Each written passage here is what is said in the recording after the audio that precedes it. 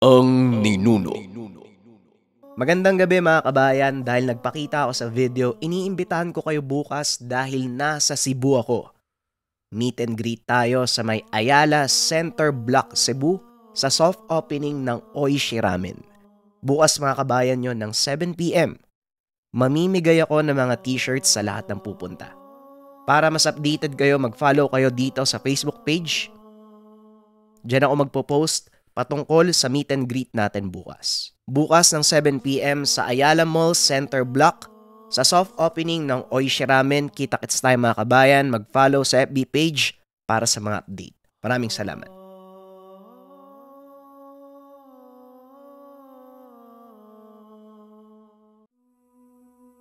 Magantay ka lang. Ikaw ang isusunod ko. Tugon ni Santi sabay sugod papunta kay Estong. Nang mga sandaling iyon ay hindi na nito alintana ang gabay ng binata. Sinalubong naman ng binata ang atake nito, dahilan para tumalsik pabalik sa Estong. Kapwa malalakas ang atake ng magkabilang panig. Ramdam ito ng mga nasa paligid, dahilan para magtakbuhan ang mga kabataang bihag ni Estong. Kung akala mo ay nalamangan mo na ako, nagkakamali ka. Dahil wala pa sa kalingkingan ang nakikita mo ngayon sa akin. Wika ni Estong sabay usal ng mga dasal sa kanyang palad. Matapos ay hinaplos niya ito sa buong katawan habang patuloy na nagbubulong ng mga orasyon. Ilang sandali pa, unti-unti nang nagbago ang kulay ng balat nito. Naglabasan ang mga ugat sa buong katawan. Tumubo ang mga kuko, pangil at sungay. Nagmistula na itong demonyo sa paningin ni Santi. Ngayon, ikaw mismo ang nagbigay ng dahilan sa akin upang tapusin ka. Wika ni Santi sabay takbo pasagod. Ngunit sa kalagitnaan ay bigla itong natigilan dahil naramdaman ang malakas na bugso ng enerhiya mula kay Estong. Hindi makakilos ang katawan ng binata dahil binato ito ng tigalpo ng mambabarang.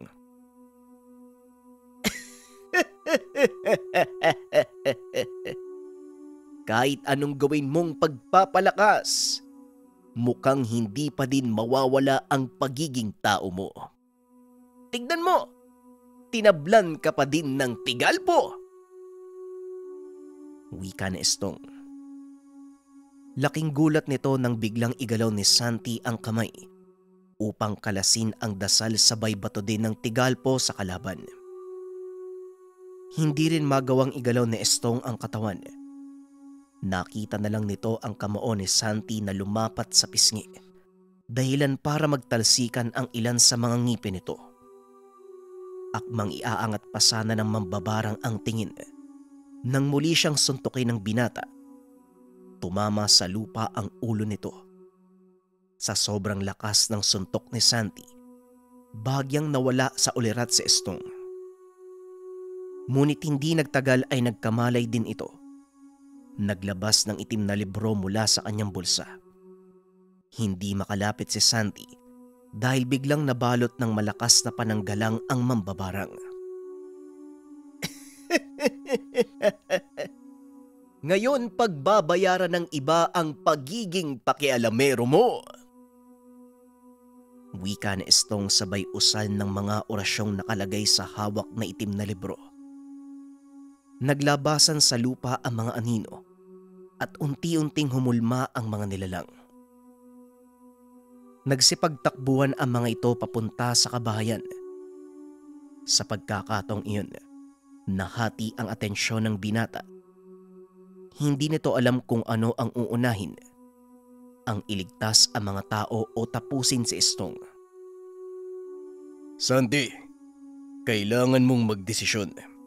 Marami ang mapapahamak kung sakaling magkamali tayo. Wika ni Eruel sa anyong anghel.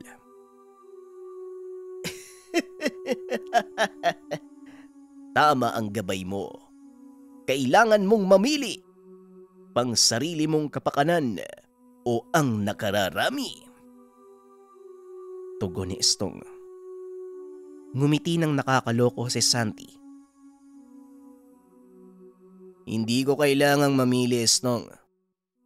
Nakalimutan mo yata nang galing ako sa tribong pinagmulan mo. Wika ng binata sabay labas ng kalatas na ibinigay ni Milano. Nanlaki ang mga mata ni Estong nang makita ito. Hindi akalain ng mambabarang na ipagkakatiwala ni Milano ang ganong kalakas na gamit sa isang hindi kilalang tao. Ngunit Santi, lalabagin mo ang kautusan ng Diyos. Wika ni Eruel. Hindi, Eruel. Kagaya ng sinabi ko sa'yo, hindi ko kailangang maging mambabarang para mapagana ang mga dasal mula sa kalatas na ito. Binuksan ng binata ang kalatas at sinimulang usalin ang dasal.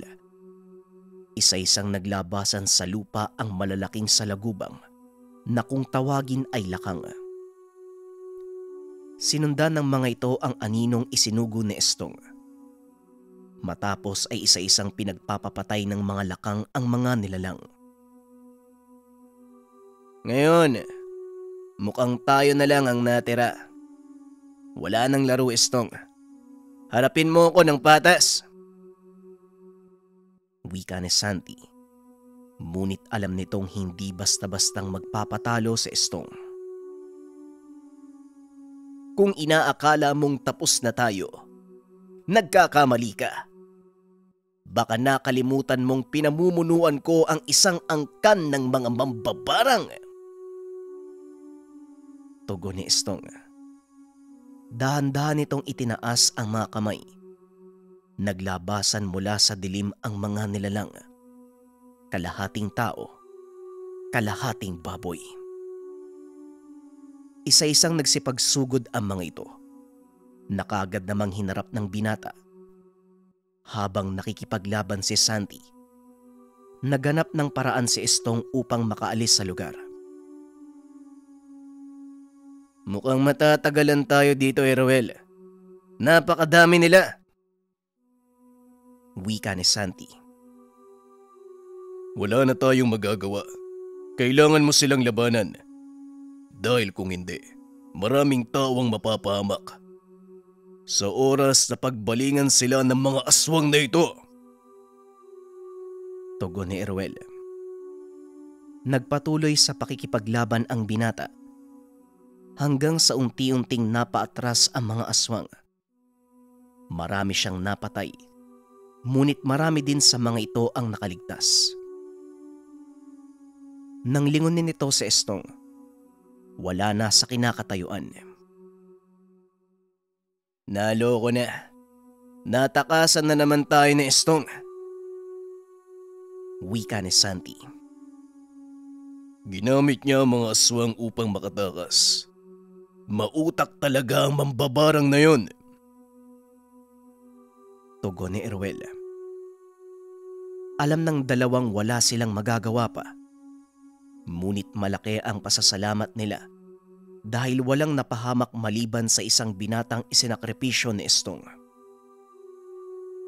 Hinanap ni Santi ang tahanan ng binata. Nagawa niya itong ihatid.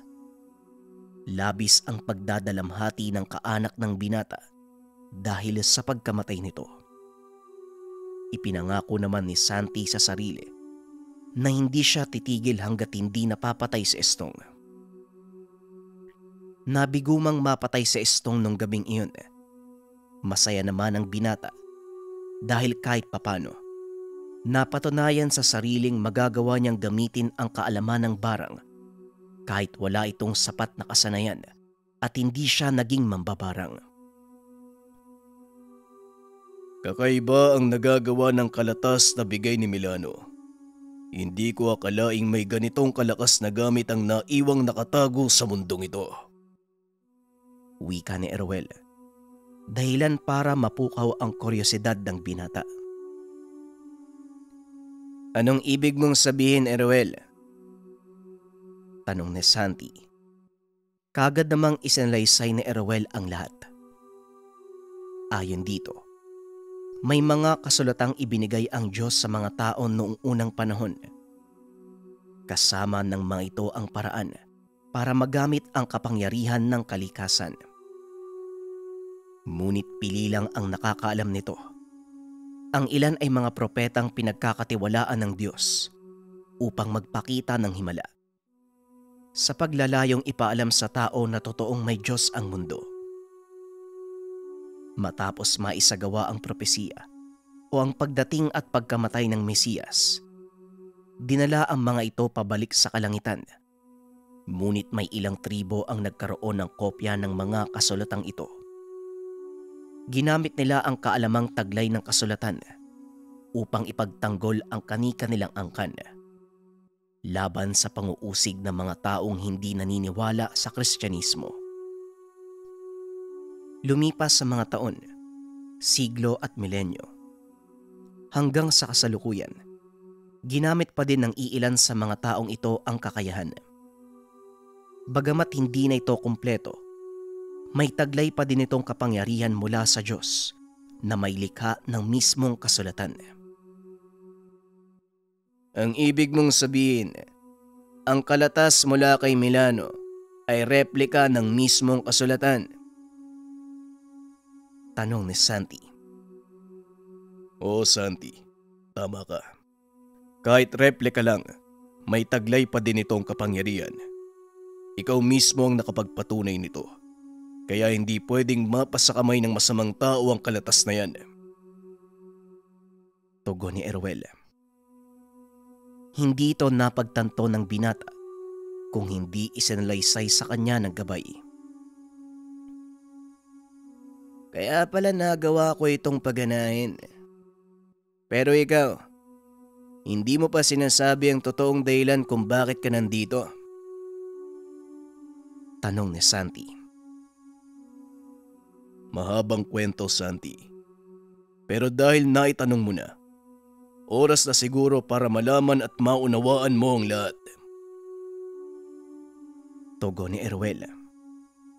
Sinimulan nito ang pagsasalaysay. Ayon sa anghel, isa sa katungkulan ng kagaya niyang serapim ang umawit ng papuri sa Ama. Ngunit higit pa dito ang kayang gawin ng isang serapim. Kaya nilang gabayan ang isang tao alinsunod sa kautusan ng Diyos. Isang halimbawa na lang ang propeta na si Isaya. Ginamit ng Diyos ang isang serapim upang malabanan ng propeta ang Diyos-Diyosan. Ito na ang naging katungkulan ni Erwel kay Santi. Naging gabay niya ito upang isagawa ang kalooban ng Diyos sa lupa. Ano naman ang kaugnayan ng medalyong ito sa pagiging gabay mo? Muling tanong ni Santi. Ang medalyong yan ay pawang palatandaan lang na ikaw ang isinugo ng Diyos. Kagaya ng simbolo, ang karwaheng nagliliyab o ang 12 selyo ni Haring Solomon na may kakayahang magbukas ng 78 balangay ng mga mandirigmang anghel. Tugon ni Erwel. Oo, alam ko ang tungkol sa selyo ni Haring Solomon. Isa itong mabigat at komplikadong aral. Wala pang taong nakakatuklas ng kabuuang sekreto ng selyo. Wika ni Santi. Kaya nga mas mabuting manatili sa ganon ng lahat. Mahirap kung magkakaroon ng kaalamang kagaya ng kay Solomon ng isang tao. Dahil maaari itong maging mitya ng pagkagunaw ng mundo. Naging malalim ang usapan ng dalawa. Hanggang sa hindi nila napansing papasikat na ang araw. At dahil na din sa pagod ay nakatulog si Santi. Nagising kinabukasan ng binata dahil sa ingay ng mga tao. Paglabas ng kwarto, nakita niyang nakaupo si Padre Ponce sa sala. Nagkakape at kausap ang ilang kalalakian.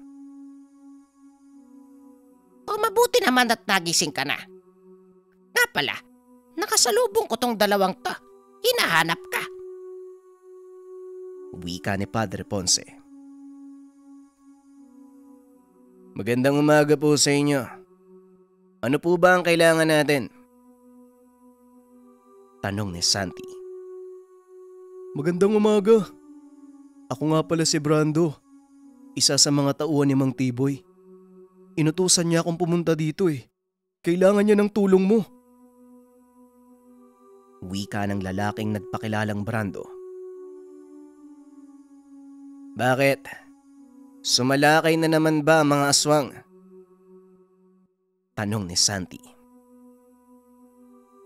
Hindi Santi. Ang anak ni Mang Tiboy. Nagkasakit eh. Hindi namin alam kung anong dahilan. Biglaan lang din kasi. Tugon ni Brando.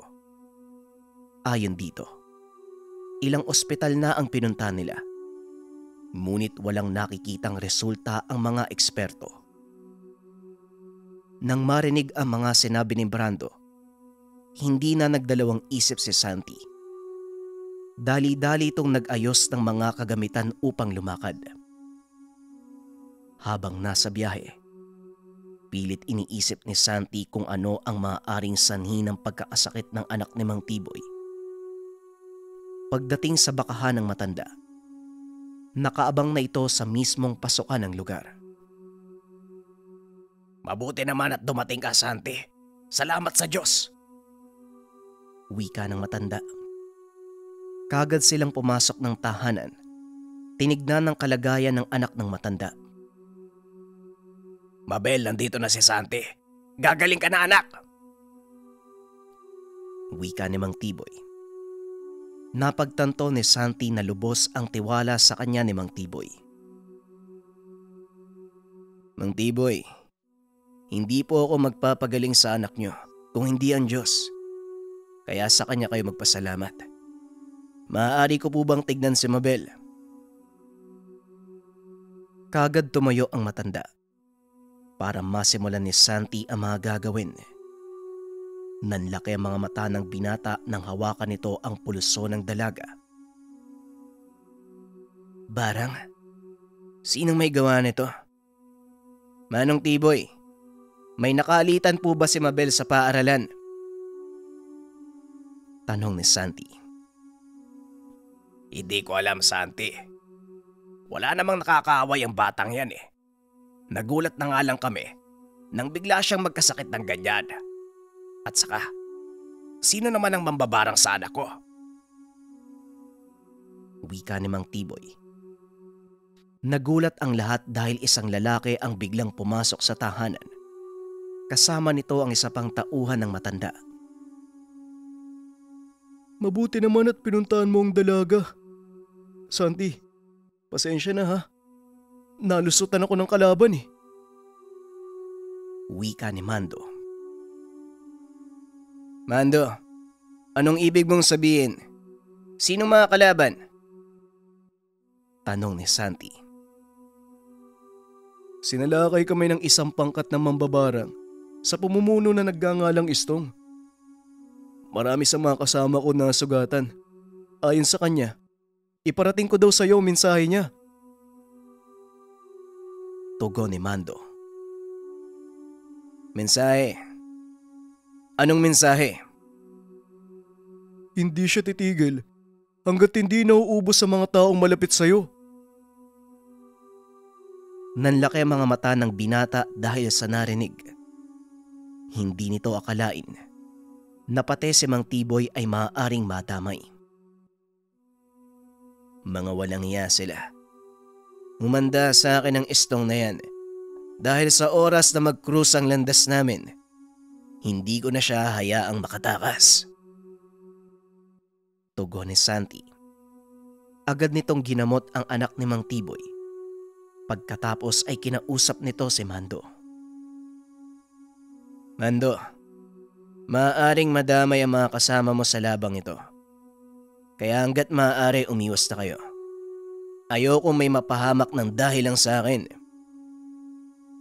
Wika ni Santi. Hindi Santi. Damay na kami sa sitwasyon eh. Nasaktan na mga kasama ko. At isa pa, may mga aswang din siyang kasamahan eh. Kaya paniguradong kakailanganin mo ang tulong namin. Tugon ni Mando. Kung ganon, maraming salamat.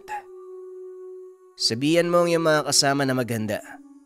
Paniguradong babalik sila sa oras na malaman nilang nandito na ako. Kaagad ding tumalikod si Mando. Kinagabihan, muli itong bumalik. Magandang gabi sa inyong lahat. Kasama ko ang aking mga kalahi. Nakubli sila sa paligid. Wika ni Mando. Mabuti naman kung ganon. Nakahanda na din ang mga tao dito. Nailikas na din namin sa ligtas na lugar ang mga kababaihan at kabataan. Pag-uusap ng dalawa. Ilang sandali pa. Nakarinig ng alulong ng aso sina Santi. Ito ay mula sa mga kasamahan ni Mando.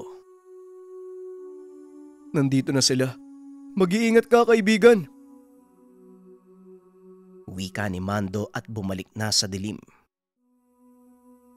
Patnubayan nawa kayo ng Diyos, Mando. Wika ng binata. Huminga ito ng malalim. Sinimulan ang pag-uusal ng dasal upang paganahin ang ginawa niyang bakod sa paligid ng tahanan ni Mang Tiboy. Maya-maya pa, natanaw ng binata ang ilang kalalakihang naglalakad papunta sa kanya.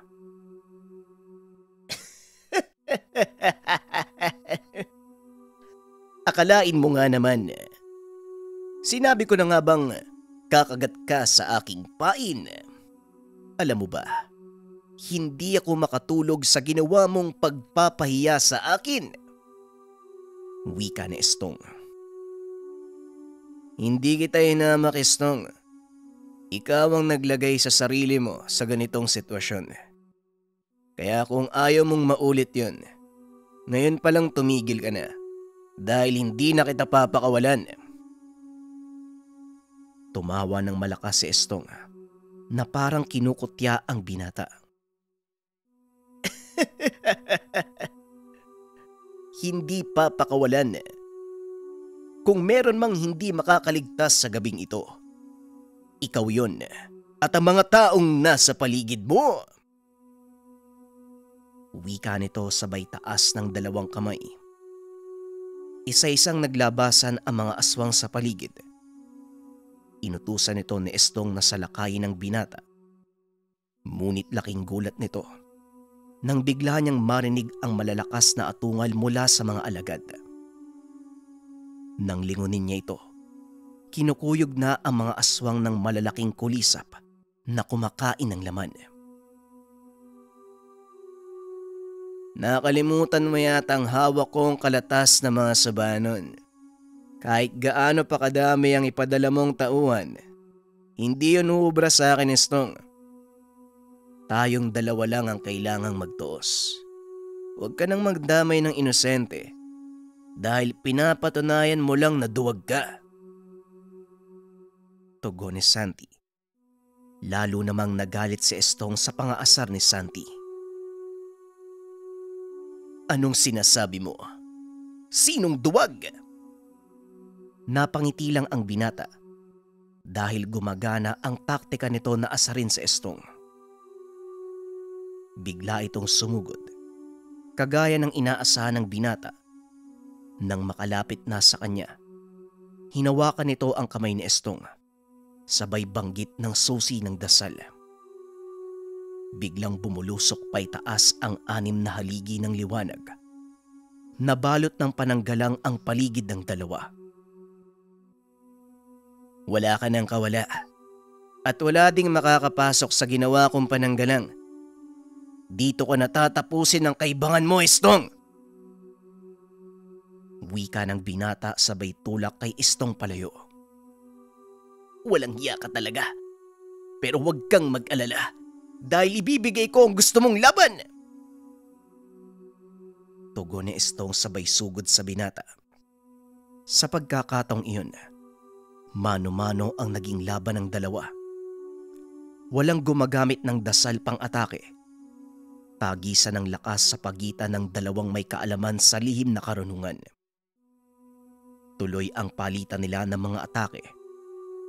Ramdam sa paligid ang bugso ng enerhiyang pinapakawalan ng mga ito. Samantalang sa kabilang dako, nakikipaglaban na din si Mando sa mga alagad ni Estong. Napakadami ng mga ito. Kulang ang bilang nila Mando. Alam nilang matatalo sila sa laban. Ngunit sa hindi inaasahang pagkakataon, biglang naglabasan mula sa ilalim ng lupa ang malalaking lakang. Naramdaman ni Mando ang napakalakas na enerhiya. Hindi ito pamilyar sa kanya. Nang lingunin ang pinagmumula ng puwersa, nasepat ni Mando ang pangkat ng mga kalalakihang may hawak na tungkod. Ilang sandali pa ay tuluyan na itong nakalapit sa kanila at nagpakilala. Huwag kang mag-alala, aswang. Dahil sa pagkakataong ito, hindi kalaban ang tingin ko sa'yo. Ako nga pala si Milano. Kaibigan ako ni Santi at pinuno ng mga Sabanon. Napangiti si Mando at nagpasalamat. Pambihira talaga yung Santi na yan. Akalain mo, may malakas palang kaibigan. Tugon ni Mando. Tama ka. Pambihira talaga ang pagkatao ng binatang yan. Hindi ko nga din alam kung bakit ako nandito ngayon eh. Bueno, mamaya na tayo mag-usap. Medyo marami pa ang kalaban at mahaba pa ang gabi. Ikinagagala kitang makilala. Tugon ni Milano. Matapos ay kagad na itong naglakad papunta sa mga kasama ni Estong. Naramdaman ni Santi ang presensya ni Milano. Napangiti na lang ang binata. Estong, paniguradong ramdam mo din kung sinong dumating. Ngayon, pati ang mga kasamahan mo, wala na ring ligtas. Pangaasar ni Santi. Talagang pinagkaisahan niyo ko. Pagbabayaran niyo ang lahat ng ito! Tugon ni Estong sabay tanggal ng kanyang pang-itaas na damit. Nanlaki ang mga mata ni Santi nang makita ang balat nito na tadtad ng mga dasal. Unti-unting nagbago ang anyo ni Estong. Tumaas din ang kanyang enerhiya. Humanda ka, Santi. Mukhang palabas na ang demonyong sinasamba ng taong yan. Mukha nga, Eruel. Huwag kang mag-alala. Inaasahan ko na yan. Dahil sa kaganapan, lalong pinalakas ni Santi ang pananggalang na bumabalot sa kanila ni Estong. Alam nitong hindi maaaring makalabas ang nilalang na ito dahil marami ang mapapahamak kung sakaling mangyari iyon. Habang nag-uusal ng mga dasal, napansin ng binata ang isang pentagramong lumitaw mula sa ulo at paanan ni Estong. Nanlaki ang mga mata ni Eruel nang mapagtanto na ang pentagramong iyon, isa sa mga selyo ni Haring Solomon. Hindi ito maaari. Nagawa niyang buksan ang isa sa mga selyo ni Haring Solomon. At ngayon, tinatawag ni Estong ang isa sa 78 balangay ng mga demonyo. Anak nang, sigurado ka ba, Eruel? Oo, Santi. Sigurado ako. Naloko na. Sa dinami-dami naman ng tatawagin, bakit ang hukbo pa ng mga demonyo ang lumabas? Sabihin mo sa akin, kaibigan, ano ang maaari nating gawin? Iisa lang ang naisip kong paraan at sana pahintulutan ng Diyos Ama. Ngunit kailangan kong pansamantalang humiwalay sa iyo upang magawa ang bagay na yon. Kung ano ang nararapat, yon ang gawin mo, Erwel. Hanggat hindi ako natatapos, huwag kang gagawa ng kahit anong magdudulot sa'yo ng kapamakan. Hindi mo siya kakayanin kung mag-isa ka. Pag-uusap ng dalawa. Matapos ay humiwalay na ang gabay sa binata. Lumipad ito pa ibabaw at nagbago ng anyo. Sa pagkakataong iyon, muling nasilayan ni Santi ang totoong anyo ni Erwel. Narinig din ng binata ang awit mula sa kalangitan. Nabalot ng matinding liwanag ang loob ng pananggalang. Ngunit ang anumang nangyayari sa loob ay nararamdaman, pero hindi nakikita ng sino mang nasa labas. Ilang sandali pa nakita ni Santi na tila unti-unting lumalawak ang sakop ng pananggalang. At mula sa kanyang likuran, lumabas ang isang malaking pentagramo. Nanlaki ang mga mata ng binata. Nang isa-isang naglabasan ang mga nilalang na nababalot ng gintong liwanag. Kung ano ang bilang ng mga isinugong alagad ni Estong, ay siya ding dami ng mga lumalabas na nilalang. Matapos ay nabalot ng liwanag sina Estong at Santi. Nang humupa ito, wala na ang mga isinugong nilalang ng magkabilang panig. Bumaba si Erwel, muling sumanib sa binata. Tinignan ni Santi si Estong. Nakita ang malaking nilalang. May 4 na sungay at malapad na pakpak. May hawak itong sandata na may hahawig sa karit ni kamatayan. Ngunit may 4 na talim. At sa bawat talim nito ay may mga mata. Mag-iingat ka, Santi.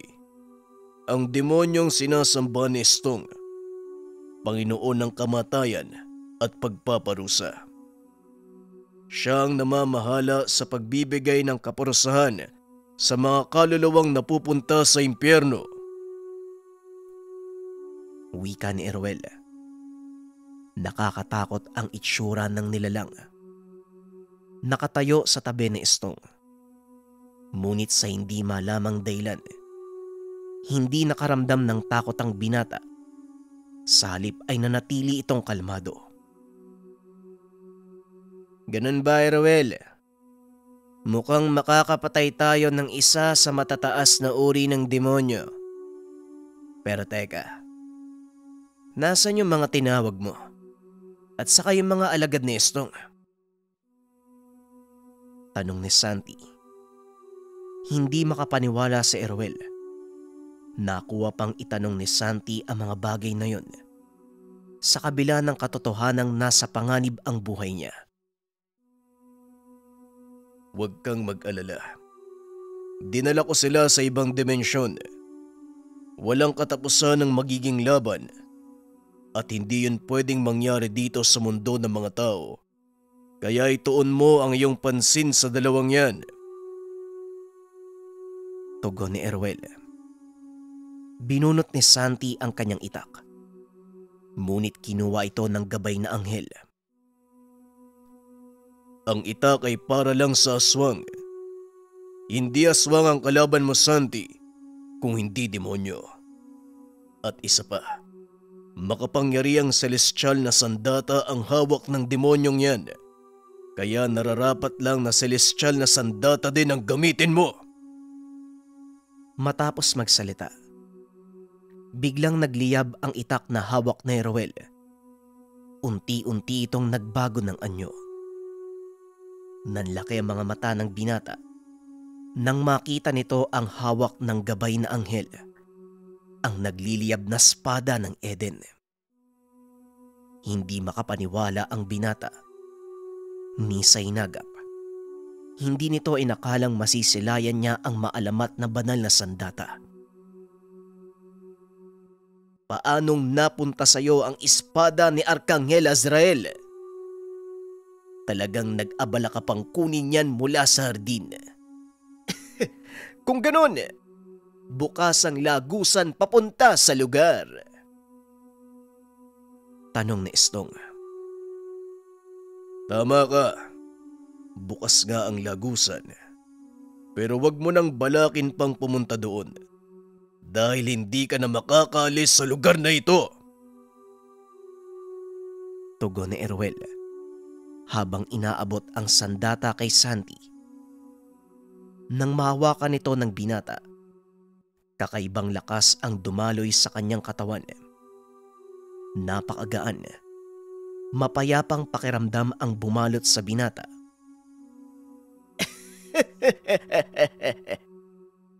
Akala nyo kayo lang ang may kakayahang gumamit ng celestial na sandata. Demonyo, akin na ang karit mo! Utos ni Estong sa katabing nilalang. Ngunit tumawa lang ito ng malakas.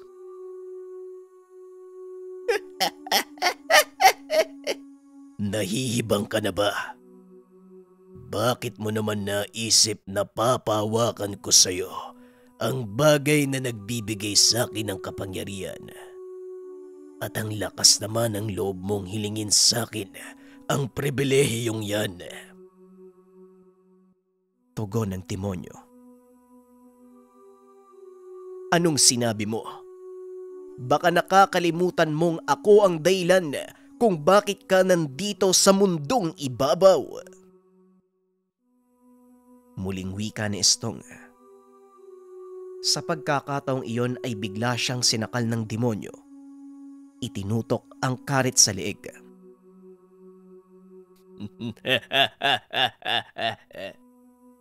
Baka nakakalimutan mo din. Ikaw ang humiling ng kapangyarihan mula sa akin. Nakipagkasundo ka rin tao. Kapangyarihan kapalit ng kaluluwa mo. At ngayong wala ka ng silbi para sa akin. Aanihin ko na ang itinanim ko. Nanlaki ang mga mata ni Santi sa narinig mula sa demonyo.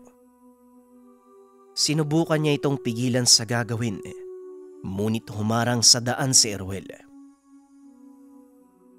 Hindi mo maaaring pakialaman ang kasunduan sa pagitan nila, Santi. Ito ang pinili ni Estong. Wala kang magagawa sa bagay na yan. Wika ni Erwel habang pinapanood na lamunin ng sandata ang kaluluwa ni Estong. Hindi maiwasan ni Santi na sisihin ng sarili. Kung mas maaga ko lang sana siyang pinigilan, hindi mangyayari ang lahat ng ito. Wika ni Santi. Huwag mong sisihin ang sarili mo, Santi, dahil wala kang kasalanan. Ginawa mo ang lahat para pigilan si Estong, pero hindi siya nakinig. Pag-uusap ng dalawa. Ilang sandali pa ay tuluyan ng natapos ang ginagawa ng demonyo. Naiwan na lang ay ang pisikal na katawan ni Estong.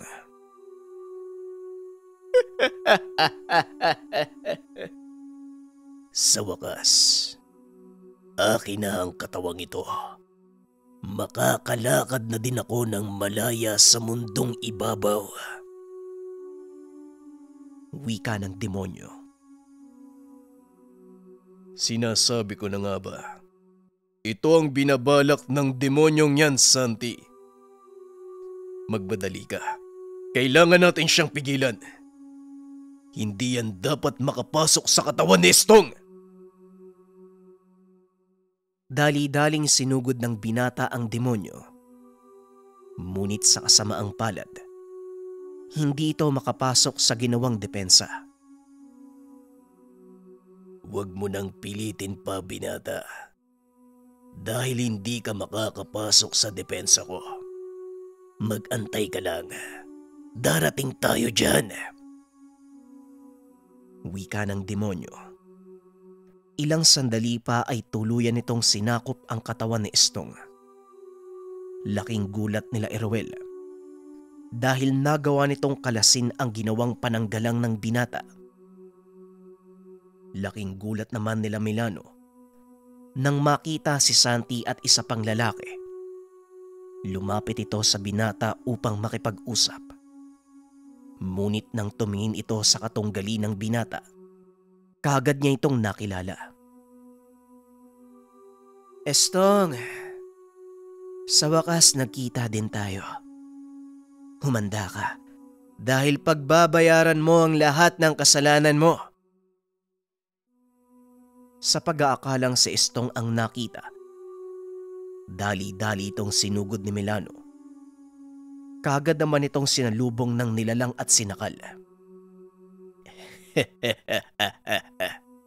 Pasensya na, pero wala na si Estong. Pinatay ko na siya at ako na ang nagmamay-ari ng katawang ito. Tawagin mo kong Eliezer. Wika nito sabay hagis palayo kay Milano. Dali-dali naman itong inalalayan ni Santi. Hindi na siya si Estong, Milano. Nilamon ng hawak na sandata ang kaluluwa ni Estong. Hindi ko alam ang kakayahan ng nilalang na yan. Pero alam kong isa siyang demonyong mula sa impyerno. Muling wika ni Santi. Mas lalo kong nagkaroon ng dahilan upang labanan kung sino man ang nilalang na sumakop sa katawan ni Estong. Tugon ni Milano. Dahan-dahan itong tumayo. Naghandang sumugod. Ngunit hinawakan ito ni Santi sa balikat. Hindi mo siya kakayanin, Milano. Kailangan nating umisip ng paraan para makalusot sa depensa niya. At may isang bagay ka palang kailangang malaman. Kayang buksan ng nilalang na yan ang selyo ni Solomon. Nanlaki ang mga mata ni Milano sa mga nalaman. Alam nitong wala pang taong nabubuhay ang nakakapagbukas nito. Isa lang ang ibig sabihin. Hindi pang karaniwang demonyo ang kaharap natin ngayon. Wika ni Milano.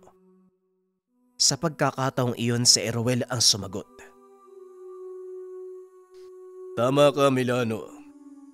Hindi nga pangkaraniwang demonyo. Dahil isa siya sa 7 demonyo na may hawak ng susi ng impyerno. Siya ang may hawak ng trangkahan ng mga kaluluwa. Tugon ni Eruel. Nagulat si Milano nang makita ang imahe ng gabay ni Santi. Ito ang unang pagkakataon na makita niya ang totoong itsura ng anghel. Huwag kang matakot, Milano. Ang kausap mo ay si Eruel. Yan ang totoo niyang anyo. Bagyang natawa si Milano dahil ang buong akala nito ay pangkaraniwang anghel si Eruel.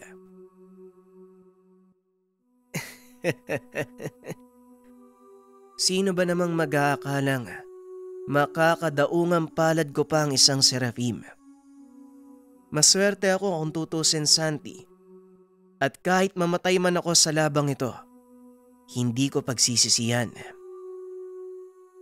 Wika ni Milano. Huwag mo munang isipin ang kamatayan dahil hindi ako papayag na sumapit sa iyo yon.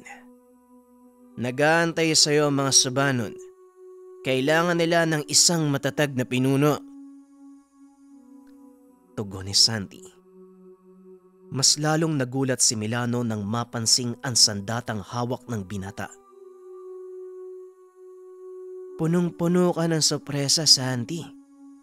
Ngayon ko lang napansin na ang hawak mong sandata ay ang nag-aapoy na espada ng Eden. Pinagpala tayo ng Panginoong may likha na magamit ang pambihirang sandatang ito, Milano. Kaya wag nating sayangin. Pag-uusap ng dalawa.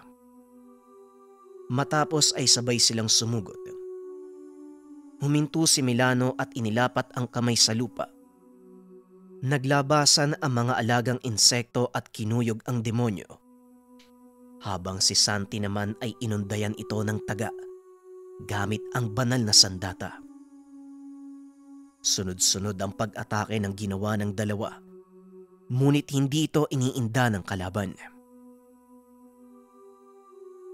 Mukhang walang epekto sa kanya ang mga atake natin, Milano. Oo, halos hindi siya nagagalusan. Pero hindi ngayon ang oras ng pagsuko, Santi. Pag-uusap ng dalawa. Muling sumugod ang mga ito. Sa pagkakataong iyon, sinalubong ng demonyo ang kanilang atake, dahilan para tumalsik sina Santi at Milano.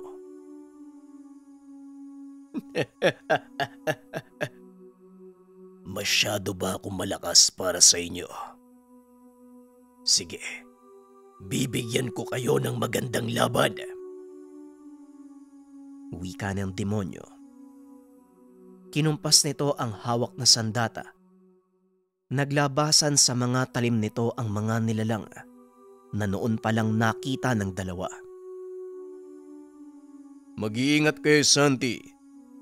Ang mga nilalang na yan ay bantay ng trangkahan ng impyerno. Makamandag ang kuko at ngipin ng mga yan.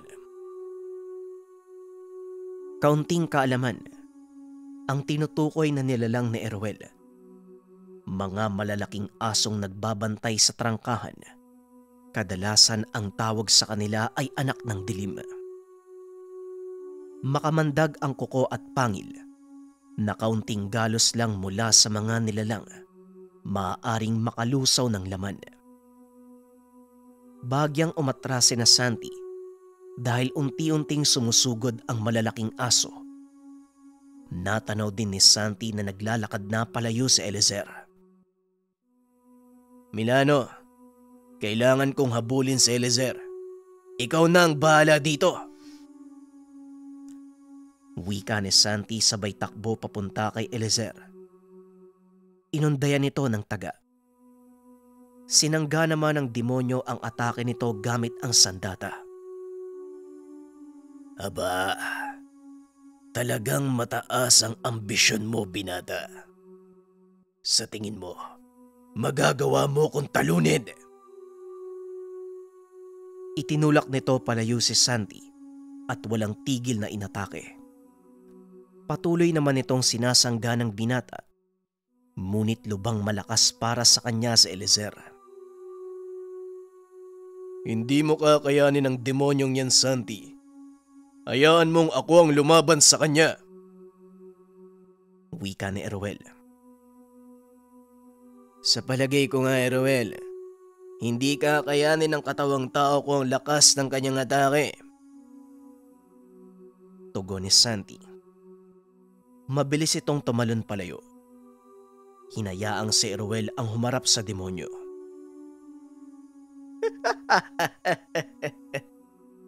Tignan mo nga naman. Isang seraphim. Sinong mag-aakalang may bumaba palang kagaya mo sa lupa?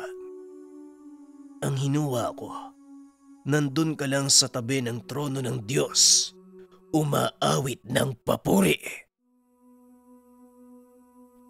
Wag na wag mong gagamitin ang salitang Diyos dahil hindi ka karapat-dapat.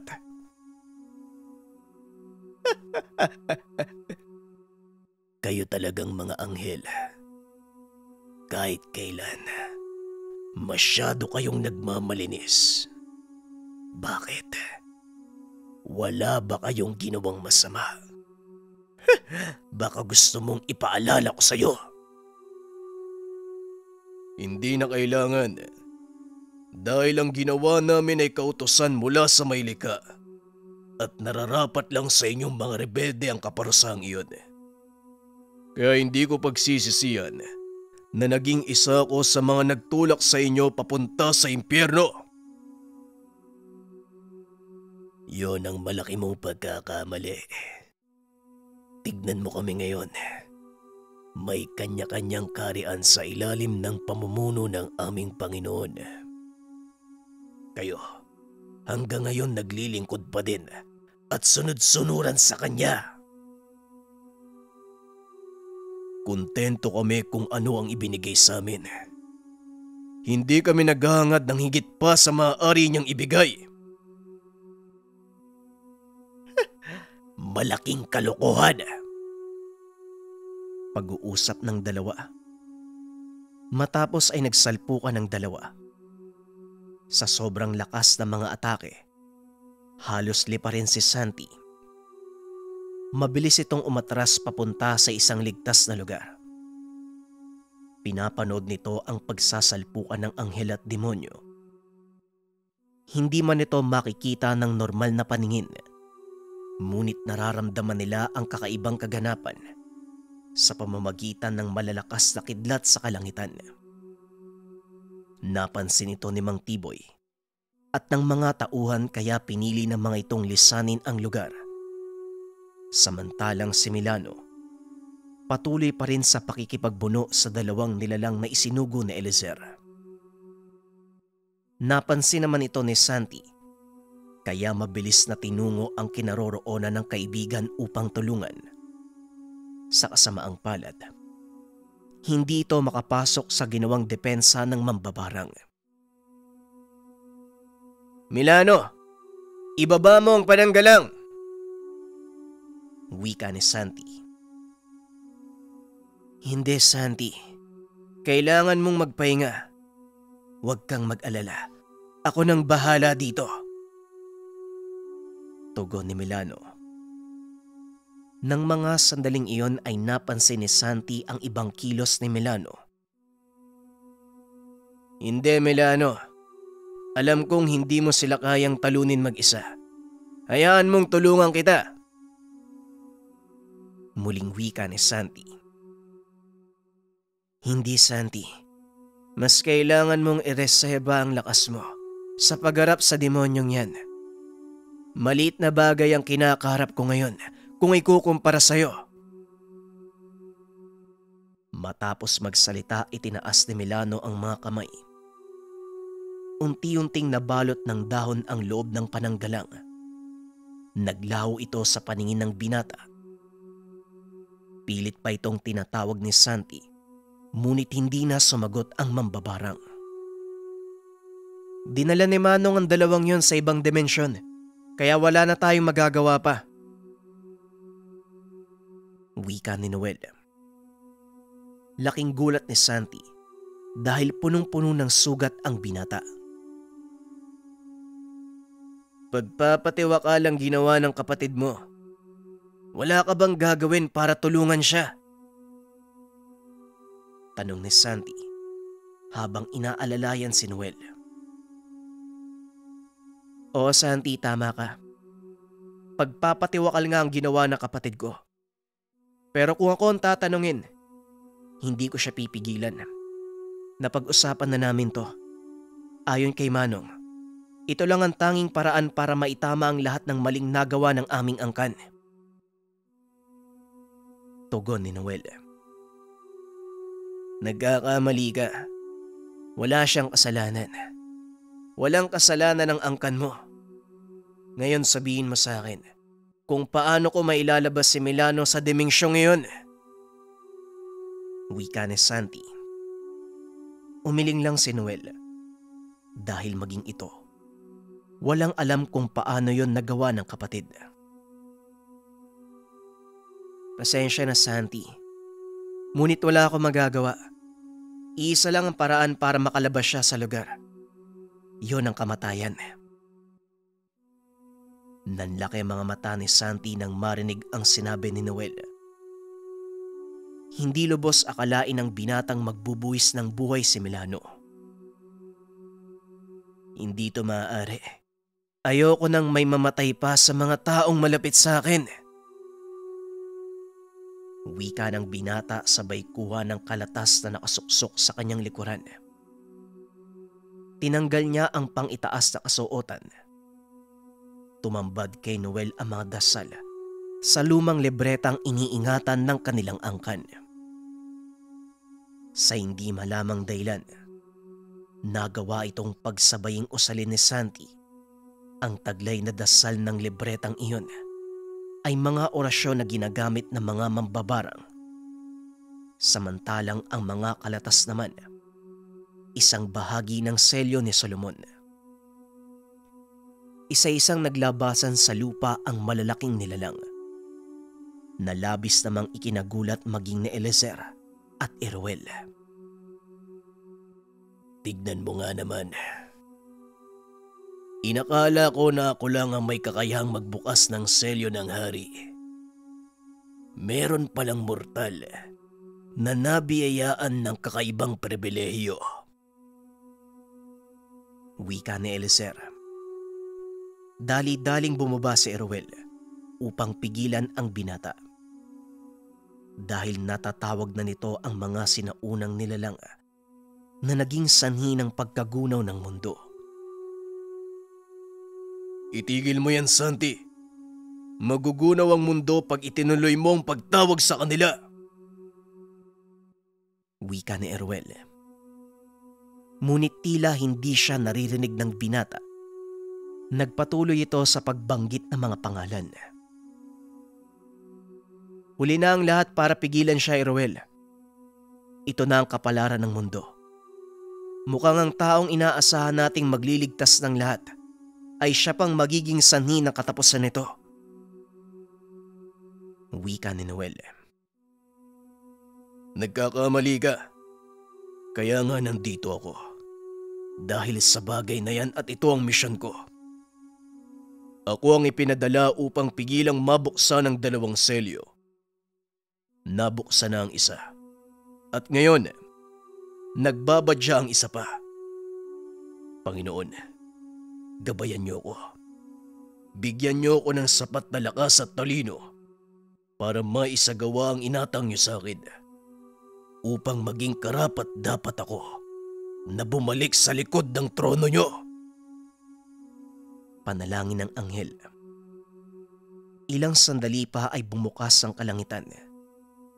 Isang malaking haligi ng liwanag ang bumaba.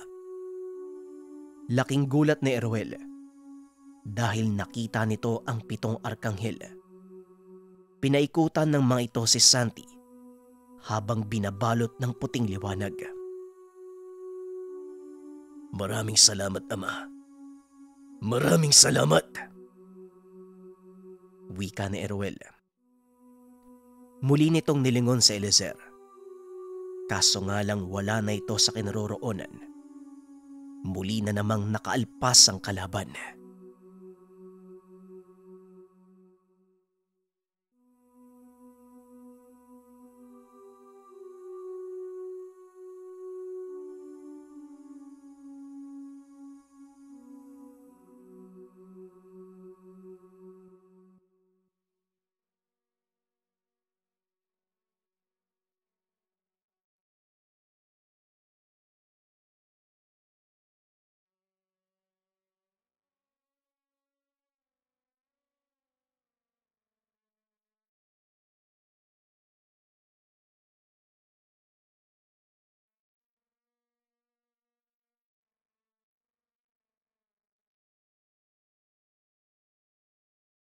Ang Ninuno.